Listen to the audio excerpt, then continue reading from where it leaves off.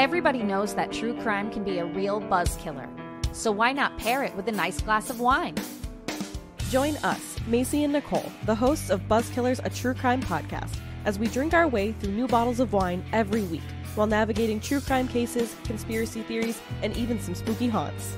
The deep dives are kept light with banter and personal tales, and even the occasional boozy hiccup.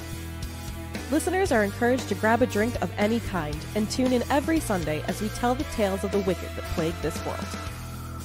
Buzzkillers can be streamed on Apple Podcasts, Spotify, Amazon Music, and anywhere else you like to listen. Check out our website, www.buzzkillerspodcast.com, for more information.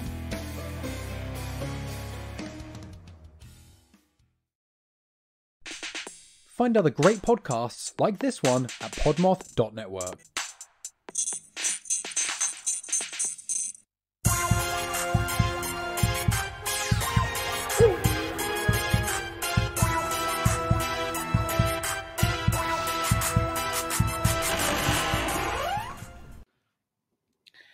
Hey, what's up, you guys? Okay. Hey, what's up, you guys? We already said it. We did a good one. Okay. Well, guys, it is spooky week. Spooky. Week. Spooky. We are talking about something spooky. What are we talking about today, Hayley? Area 50. Oh, I'm just kidding. We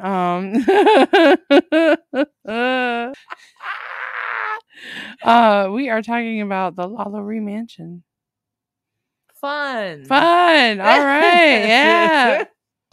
So, as usual, per usual, as the cool kids say. Is that what the cool kids say? I don't know anymore. I'm never, not part of that anymore. I would never know.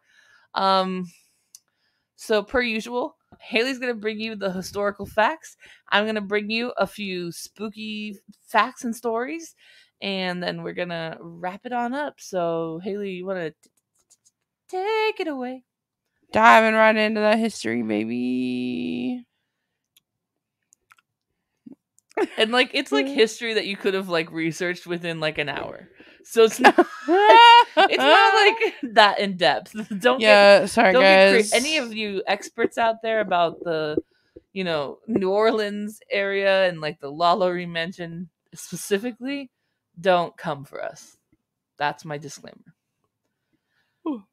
Yeah, I was gonna say, please don't, because I will cry, because I definitely did not try as hard as I could. Anyway. Our podcast, I was going to say, our podcast is definitely aimed towards people who know nothing about the topic. It's going to scratch the surface at the top, and then like we're going to spook you a little bit, and then we're going to go on our way. We're not deep divers at all. Nope. We know a little bit about everything. So we're going to dive right into the LaLaurie Mansion. If any of y'all want to like figure out where this place is, the address, or go to this place, the address is 1138 Royal Street, New Orleans, Louisiana, 70116. You're welcome, Google Maps. Let's go. Anyway. You can take a ghost tour. Yeah. For us, since we don't live there. Yes. They do ghost tours right now. It is called the LaLaurie Mansion because that is the last name of the people that lived in this mansion. Unique. Surprise. So unique. But anyway, so the main person that lived in this mansion, her name, yes, it is a female. Her name is Delphine LaLaurie, or Madame Delphine LaLaurie. She had a lot of names. And so she, in the lore or whatever, it's confusing slightly. Like, it's like the same story, but there's like multiple ways that this story can go of her.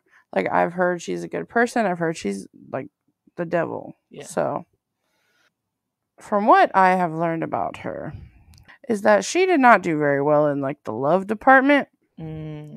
She's been married 3 times. Damn. And widowed twice. So that's a little sus. I was like, is she killing her husbands? But no. So her first hubby. I know. Ugh. Well, let's actually back it up to when she was born. So Marie Delphine McCarty. Oh. She was born March 19th, 1787.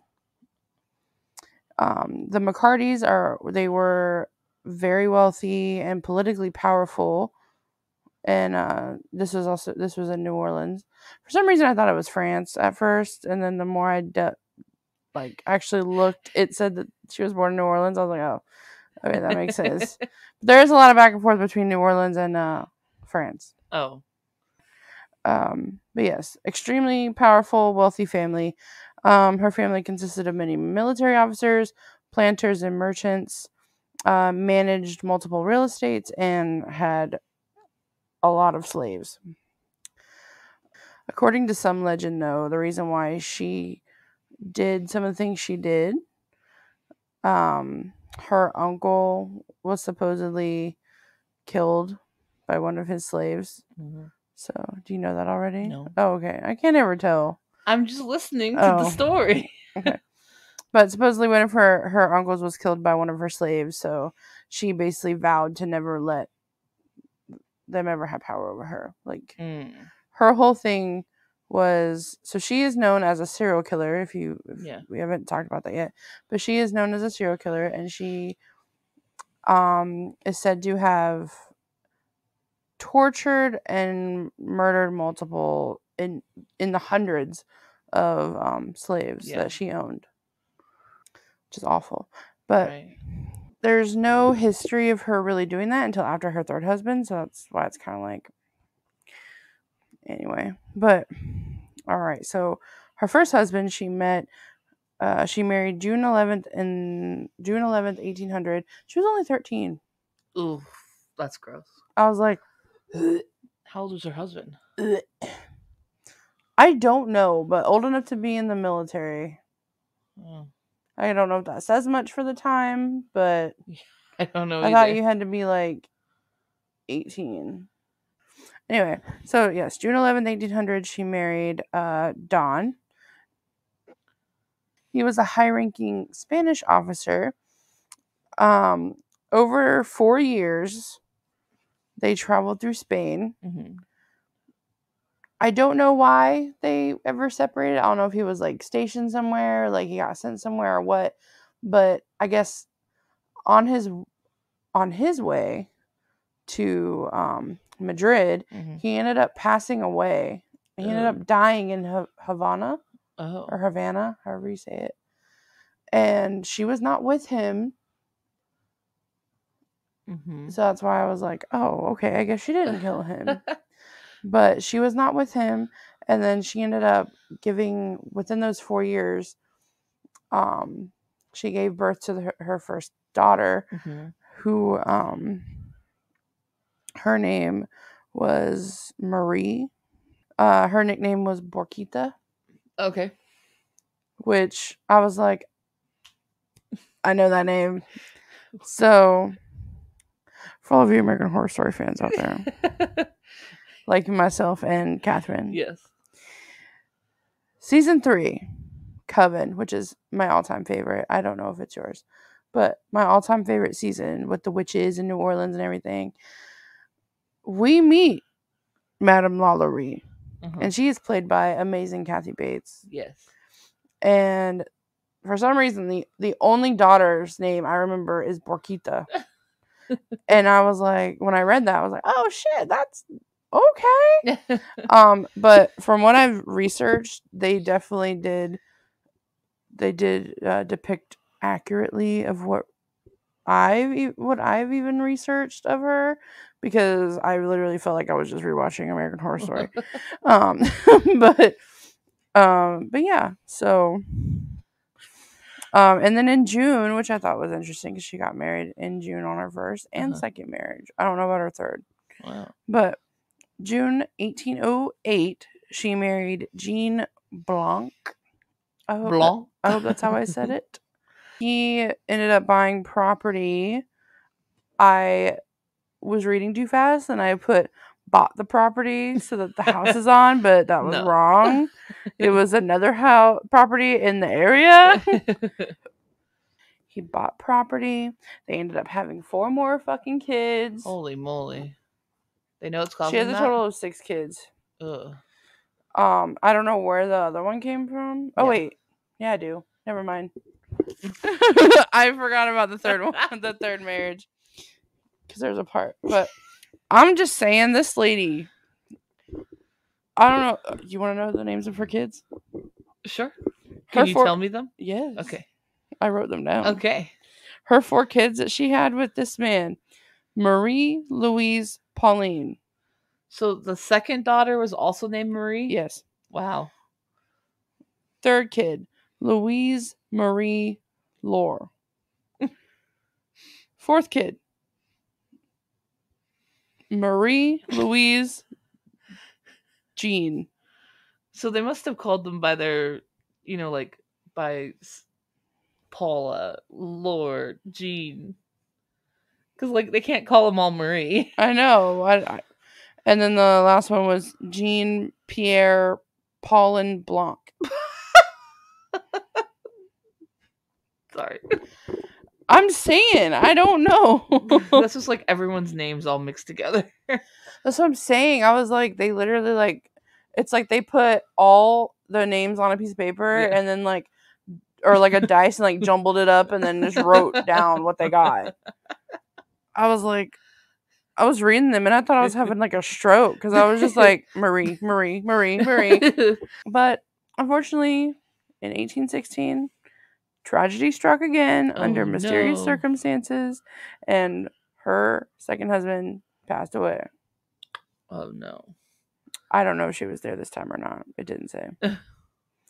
1825, she married Leonard Louis Nicholas LaLaurie. This is the guy. This is the guy. Okay. This is the doctor guy. Okay. He was a physician, or I guess technically in today's times he would be considered a chiropractor. Oh. So she met him because he was her daughter's doctor. Okay. Physician, whatever. Because she was unfortunately born with some deformities in her spine.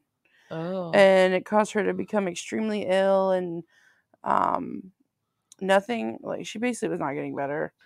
And it was just kind of confusing on how it went from that to them being married, because literally it just says they met because of her daughter being having issues with her spine, right, and then nothing helping her daughter, and then she slowly fell for him, and but she was 20 years older than him. Ooh. Which How I'm old was he? Which I'm trying to do that math confused. now. I'm trying to do that math now. So mentally. Let's see. She was born in 1787. Okay. So when did she marry this guy? 1825. So she was 40 something. I say he was 20 something. Okay. It's a little gross. He was 18. Sorry. Which would be the same age as one of her kids. That's gross. Okay. But also I'm confused. How is an 18-year-old practicing helping a child with back deformities or something? I don't know. I feel like all I can say is times were different. That's all I gotta I know, say. right? I know it's not the same back then. I know. I'm just saying that it just seems unlikely that there's a doctor that's 18 years old anywhere. And then this is the part that I found kind of messed up, or it was another part that's messed up. Yeah, another part. Yeah, this is not the main part that's messed up. So Sully fell in love. 20-year age gap. Leonard ended up going back to France. Oh, don't know why. Whatever. That's weird. Yeah. And I guess his brother convinced him to come back. Were they already married? No. Oh, they weren't just married like, yet. This is they why were just like, they were at least fucking. Because what I'm about to say is a quote that I found, and I was like, what the fuck? So one of my articles I was reading, this is a quote from it. So basically his brother convinced him to come back, and the quote says, "After all, Lewis had impregnated Delphine. Nothing else could be done but marry her." oh, that's crazy. I was like, bitch. What the fuck? Wow. Fucking the doctor. He was running away. Mm-hmm. I don't think he wanted to marry that woman. So I was like, sounds like entrapment to me. Yeah, right. All right. So 1831. Time jump. How many years? 6. Oh, okay. Well, yeah. Someone. Yeah, Okay. so they got married in 1825. Okay. 1831, she bought the property. The property. The property. Mansion. And I put with the house. Okay.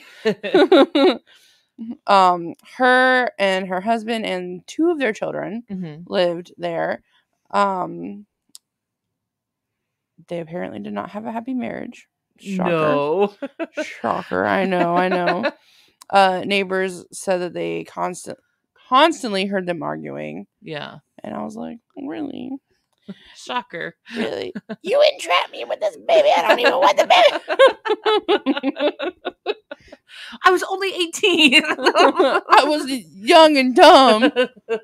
And a doctor. And you're old. But he eventually did pack up and he left in the early months of 1834. Again. Yes. He skedoodled. Yeah. But like this was the last time, or was he? So I was a little confused because in one article it says he left.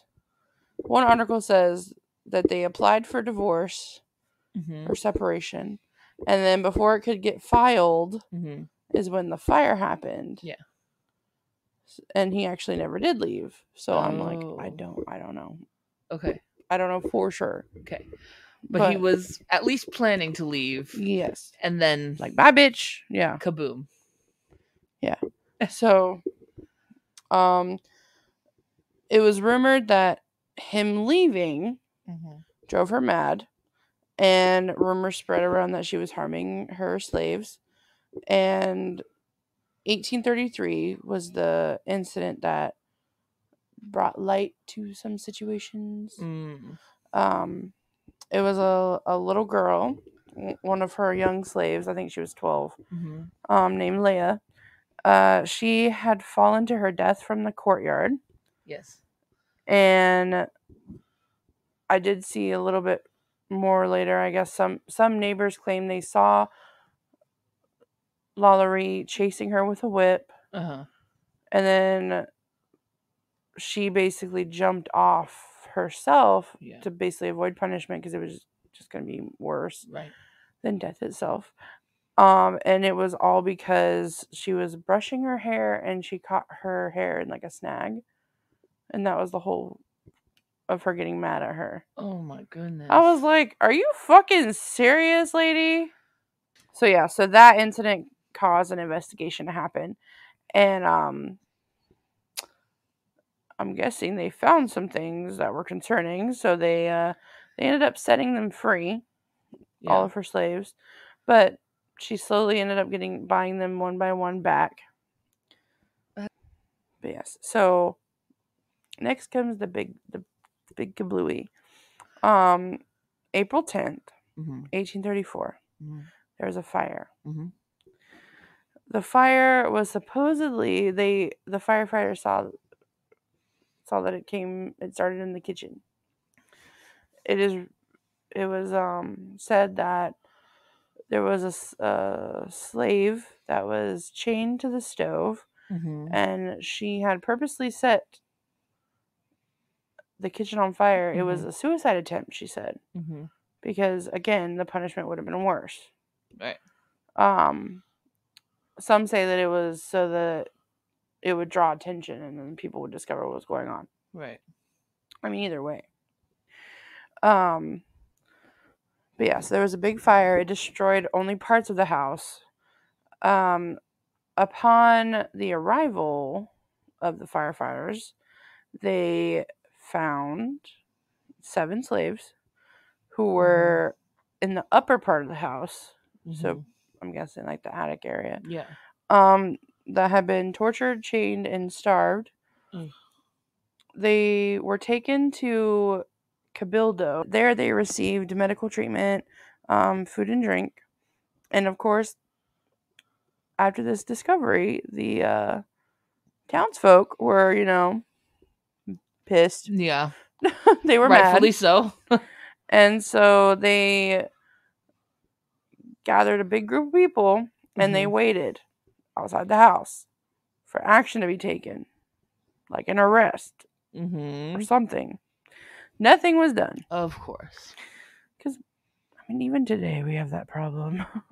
But yeah, nothing happened. So they decided to, grab pitchforks and torches. Not really, but they just decided to figuratively grab your pitchfork. Yeah, they decided to, riot and destroy the house. So they destroyed what remained of the house. And it was to the point where the next morning, basically the house was gone. Like, it wasn't there anymore. Yeah. And in the newspaper, the next morning, it did have LaLaurie in there, and it depicted her saying that she was a monster, demon in the shape of a woman, and fury itself escaped from hell. These are some of what I'm about to say are some of the worst things that I read that could have possibly been done to these people. They did show some of these in American Horror Stories, so if you saw Coven, yeah, if you know. Yeah. When I was writing it down, I was like, oh, that's where they got it from. But some are saying that this is the exaggerated version and it's lore, and I really fucking hope so. But there was 5 specific slaves that were found, even though it said 7. But yeah, these 5 were like the worst ones.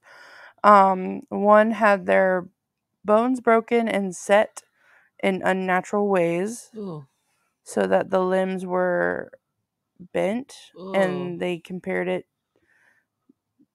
to like a crab. Oh. And there was another one, had a hole drilled in their skull, and then a wooden spoon was in it. Oh. And it was like to like stir up the brain. Oh. The other one said the skin was peeled back to expose tissue and muscles. That one's an American Horror Story, but it's just the face. Another one was intestines were out and wrapped around their waist. Oh. And then the last one was covered in honey and black ants. Oh, yeah. Legend says that the lucky ones were found dead, which, yeah, that's really bad. So that was most of that's basically all the history of that house entirely.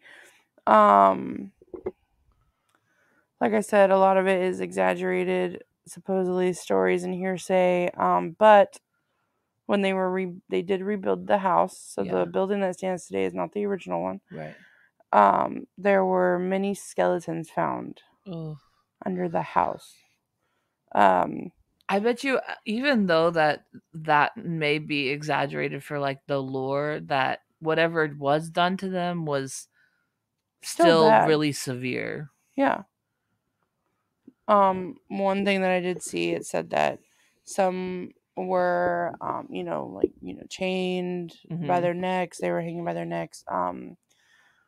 There was one that said that they would have like spiked collars on or iron collars to where they had to like hold their head up in like a weird position for so long.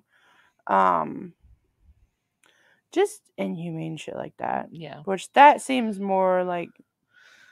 Which also slavery was also inhumane. We understand that too. Oh, yes. But like, but on top of it, extra inhumane. Like, on top of everything, like these people are already going through shit, man. Yeah. And then you got to do that shit. Yeah. Like, they're not some experimental beings that you can. Yeah. It's awful. But yeah, they found a lot of human skeletons underneath the house, different positions. There were some holes in skulls. They were barely even covered, so it's like she didn't fucking care. She just like tossed them under the house. Yeah. Ugh. And then she basically just fucking ran.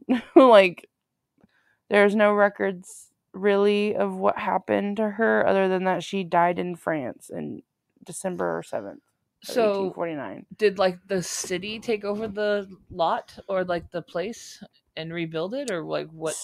How did they rebuild it to what it is now?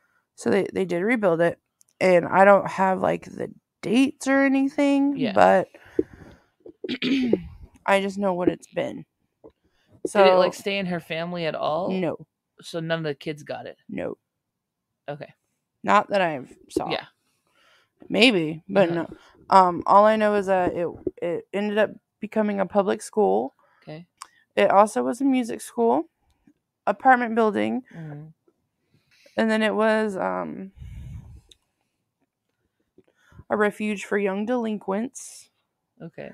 A bar, a furniture store, and luxury apartments. It's sad, but I have one fun. I mean, it's not sad, but I have a fun fact kind of not get over the sadness. What's our fun fact that'll help me turn my frown upside down, Hayley? Nicolas Cage bought this house. Yeah. You're like, I know. Yeah. You did smile, so. But yeah, so Nick Cage, ladies and gentlemen, he bought the house in 2007. Mm-hmm. How much do you think he bought this for? Oh, I love this game. $5 million. Lower. Oh, $2 million. Higher. $3.5 million. Right on the dot. First guess. Well, after editing. Technically, so 3.45 million. Wow, I'm good at this game in editing. But in editing. So he bought it for $3.45 million. He did not have it for very long. Yeah. 2 years later, it was auctioned off and listed for $3.5 million. That's why I was like, because you're not wrong. Yeah. But Nicolas Cage did go bankrupt and his career went spiraling downhill, is what it said. I have something about that. You what? I have something about that. Oh, you do? Yeah. Hey. It was speculated that it's the curse of the LaLaurie house. Yep. And I was like, oh, maybe. Or it's Nicolas Cage. Well, he did come out with a movie, the spectacular, whatever the fuck it's called. Just recently? Oh, the unbearable weight of talent or something like that. Massive talent, I think. Massive talent, yeah. So it's just the problem is that Nicolas Cage, again, just like Jenna Marbles said, the wise woman Jenna Marbles, he either has really good movies or really bad movies. There's no in between. That's true. That's very true. But yes, so in 2009, it went up. It was listed for $3.5 million in an auction. Yes. And for $2.3 million, Regions Financial Corporation bought it. I don't know what for. Okay. And it stayed with them for only a year, actually. Because in 2010, then Michael Whalen, who is the current owner, bought it for $2.1 million. Oh, a deal. A steal. Nick Cage is like, I paid 3.45. Yeah. That's crazy. But yeah, that is the history.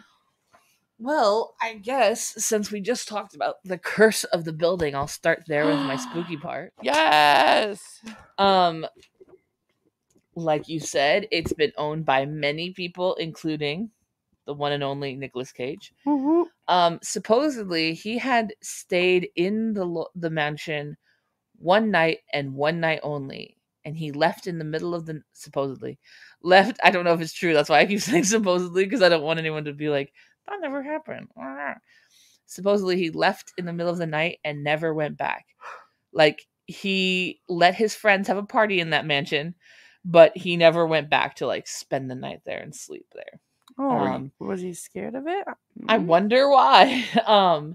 But supposedly a lot of people who bought this place or it fell into their hands somehow fell on very hard times. And bad luck came to a lot of the owners in in financially, like maybe Nicolas Cage in his bankruptcy, or like health issues and stuff like that.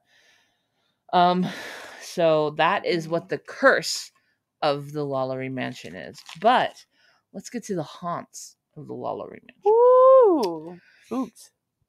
So for over 200 years, there have been ghosts reported in that mansion. Most are attributed to Madame LaLaurie's slaves who were tortured there horrendously. Mm-hmm.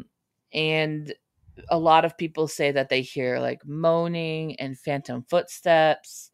And they also hear like dragging of chains and screaming, things like that. And many report that even just right outside of the mansion, being near it, they feel a very negative energy coming off of it, which I would assume that would be correct because of the negative and like all the shit that went down that happened there. Yeah. A lot of the places that we talk about that have had a lot of really terrible, awful, bad things happen all bring off a very negative energy after the fact for years and years and years, hundreds of years. There are also multiple reports of a woman with long red hair glaring at them throughout the mansion. And Delphine actually had red hair and supposedly looked like that as well. But there's no proof. I haven't seen the ghostly redheaded figure. People who visit the house today, they take a lot of photos, and those photos are reported to having orbs and ghostly faces that they find in them. So there's a lot of activity there.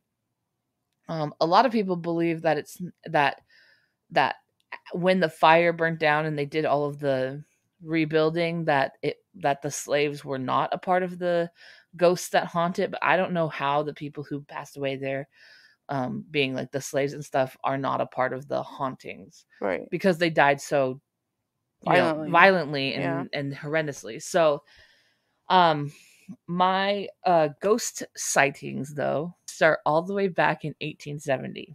So, back in 1870, they were apartments, and the apartments held a lot of immigrant families, and like dock workers, people like that. And a lot of the children of those families reported seeing and hearing a lot of different things there, but they were all kind of brushed off like, oh, you're just kids with wild imaginations. Right. No one really believed them until one night a dock worker came home, and in the doorway, there was a large African-American man blocking the stairs, and he had chains on him.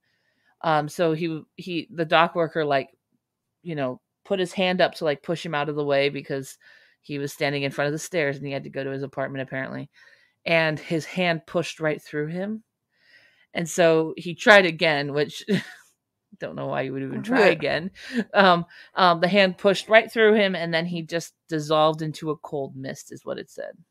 Oh my God. I was like, I would be terrified if a person standing in front of me just into a cold mist. Like I pictured the vampires in Buffy.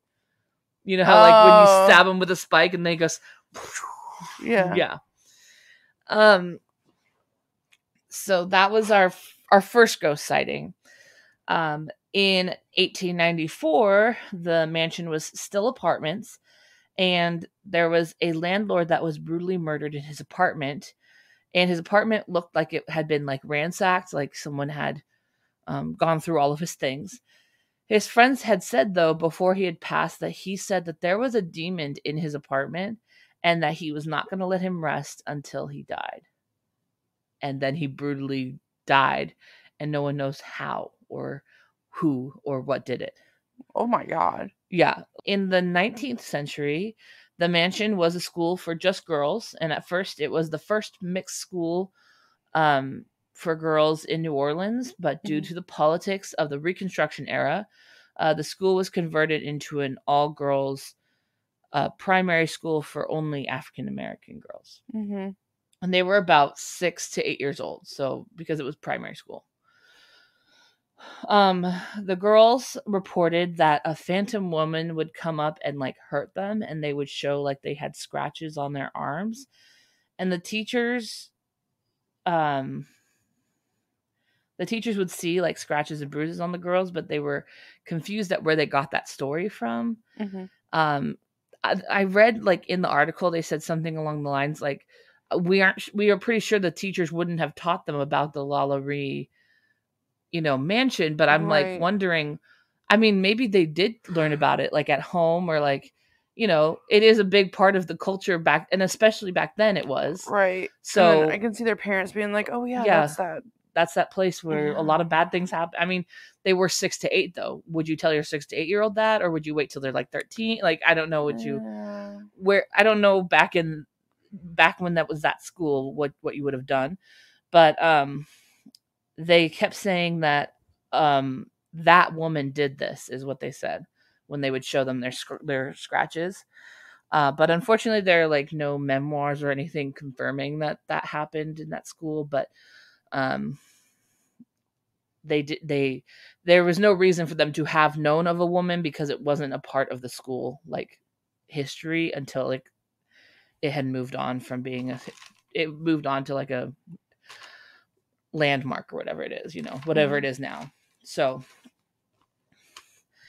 and a group of 6 to 8 year olds, could they make that much sense? Like, right? Like, could they make that much up? Yeah. Like, I understand they could make something up, like, oh my gosh, there's something there. Yeah, but have like scratches on you and say like it was that woman. Like, I don't know. It seems like a very convoluted story for people to think that they made it up. More recently, there was a night that a medium came, and I know that there are a lot of mediums that have come and gone from the LaLaurie Mansion, but this is a specific story of one of the mediums walking through the house. So she said she kept sensing locations before the guide told them about what had happened here. She saw that there's a window that's fully bricked up. She pointed to it and said, "That's not where the little girl fell," because it's not. The guide confirmed it. She had fallen out to a window into the courtyard. The girl that you talked about. Yeah. She started showing a lot of heavy emotion and sensing the spirit of a little boy who liked to play pranks on the living, and a girl who was very nervous. And that same medium said, whatever happened with LaLaurie doesn't visit the house any longer. Which, again, I'm really not sure I believe. Right. But anyway. And then there's some experiences from a tour guide. There was a tour guide who was... She was starting a tour, and they were at the front door of the mansion. They were discussing the terrible history of the mansion and the people who lived there.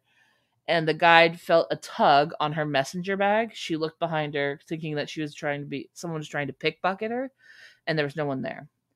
So she went back to talking about the mansion and going on with the tour. 10 seconds later, there was like a sharp yank, and again, turned around, no one.